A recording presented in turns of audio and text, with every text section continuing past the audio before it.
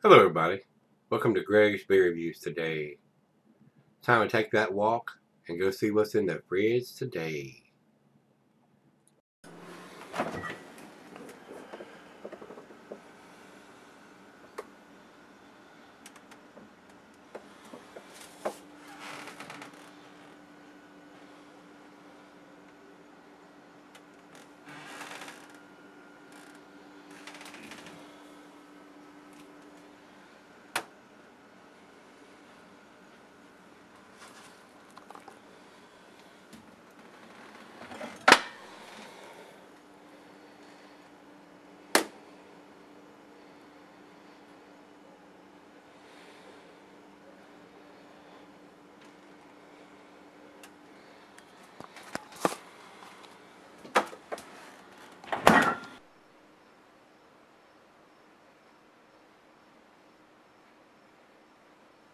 Hey guys, thanks for stopping by Gregsbeerreviews today. We're going to continue our pumpkin beer week here. This is Terrapin's Pumpkinfest.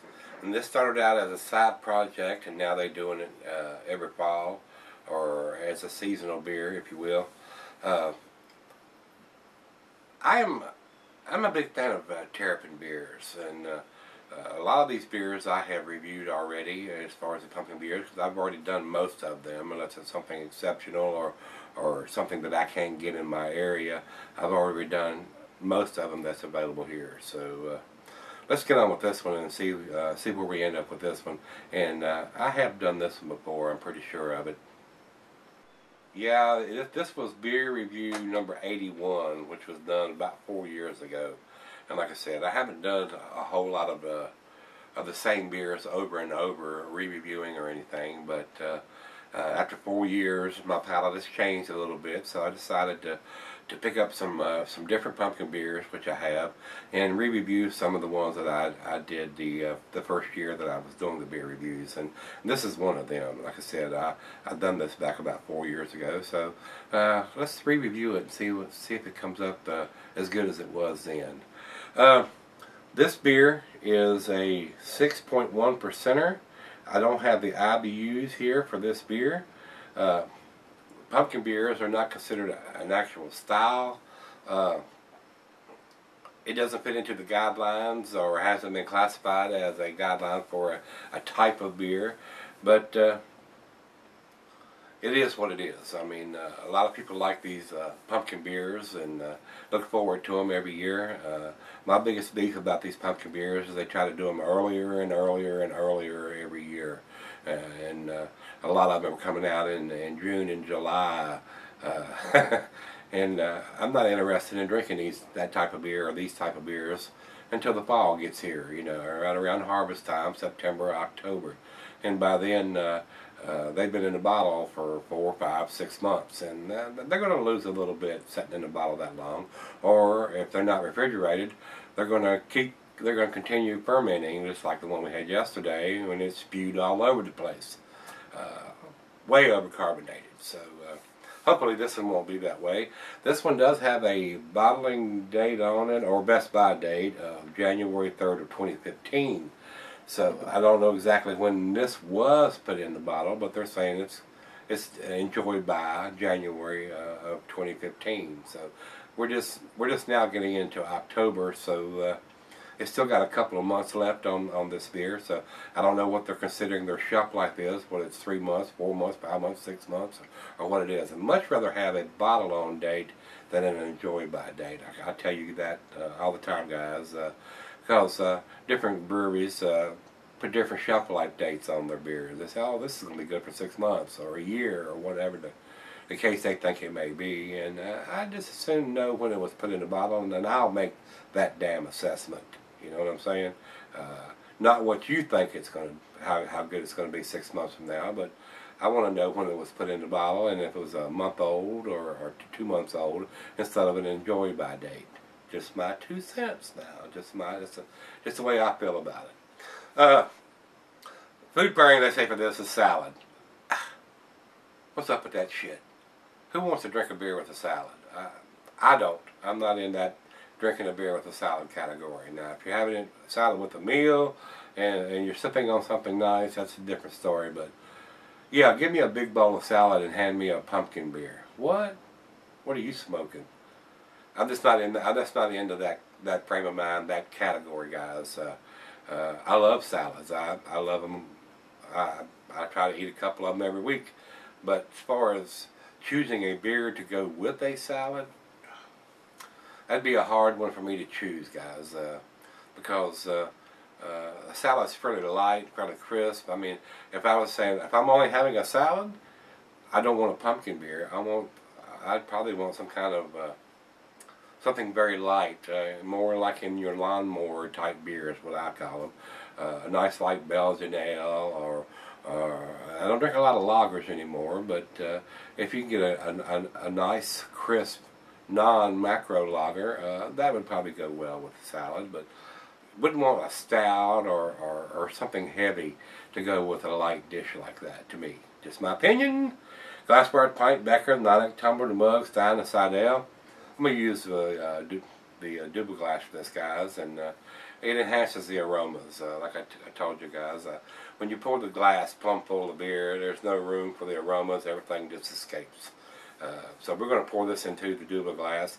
This is only a 6.1%er, not recommended for extended cellaring. So let's get the cap off of this one in. Nice little hiss, not a major hiss like we had yesterday, and an explosion of beer every damn where. We're going to go down the center on this one. And that's the way it should be. I mean, you pour it down the center, you get a nice finger of head. Very nice. Very good looking color. A nice, not quite to the ruby red, but it is a deep, rich amber color. And I can see the bulb right through it. Kind of clear. Nice bubble streaming up from the bottom. Let's get a nose on it. Got a very nice, sweet, pumpkin-y smell. Got all your typical pumpkin beer spices, cloves, nutmeg, ginger, allspice. Very sweet smelling in the nose. Like I said, I don't have the IBUs listed here for this beer. It does not say. It says seasonal autumn as far as the release. So maybe this one wasn't done in June or July. Let's give it a taste. Cheers, everybody.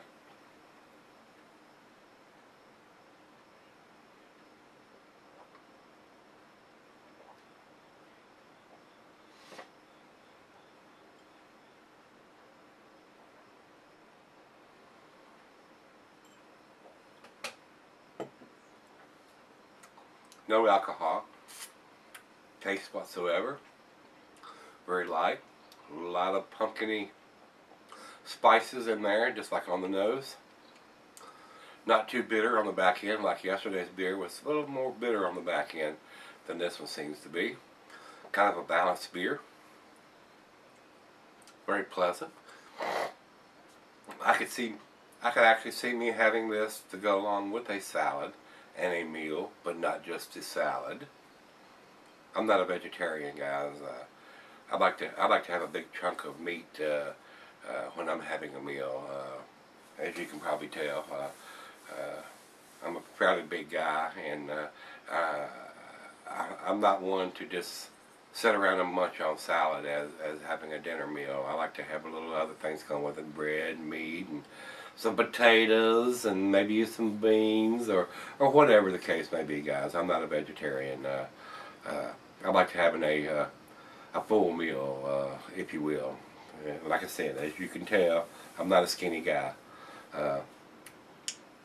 But it tastes pretty good.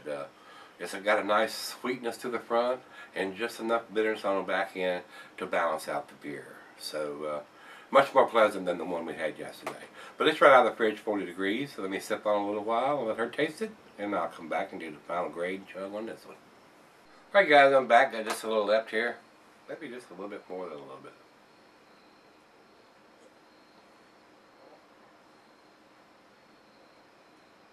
Very nice, very pleasant.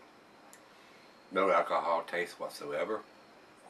A nice blend of sweetness and bitterness on the back end with the pumpkin spices. Very easy drinking.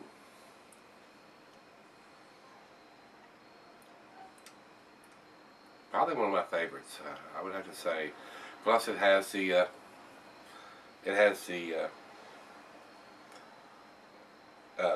data here from it says 1/3/15, which I'm sure that's the best buy or the or enjoyed by date on it. I don't know what their shelf life is, whether it's 3, 4, 5, 6 months. Don't know when it was put in a bottle. I'd rather have that information rather than a best buy or an enjoyed by date. So I'll make that decision instead of them telling me when they think it should be. The fresher the better on these type of beers, as it's usually with most beers, unless it's an imperial or bourbon barrel aged stout. So final chug.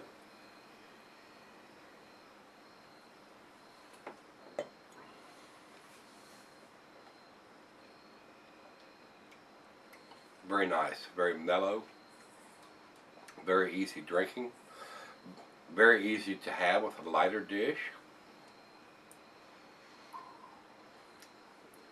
A nice blend of the pumpkin pie spices to go with this beer. Whether they use actual pumpkins or not, I'm not sure. A lot of these craft brewers brew a pumpkin beer, and they don't even use any pumpkin. I mean, they just spice it up with the pumpkin pie spices, and sometimes that's good, and it works well, and it's not overpowering like a pumpkin would be with the buttery, to me, stale popcorn taste. But I do like a little bit of pumpkin in it. Like I said, I have brewed beer with pumpkin, and it gives an earthy,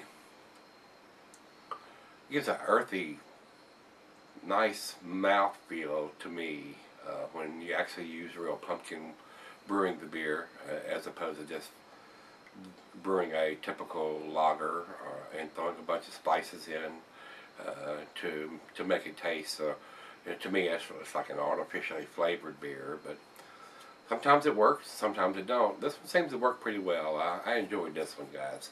As far as the rating on this one, guys, I'm going to give this one an 8, which is an A-.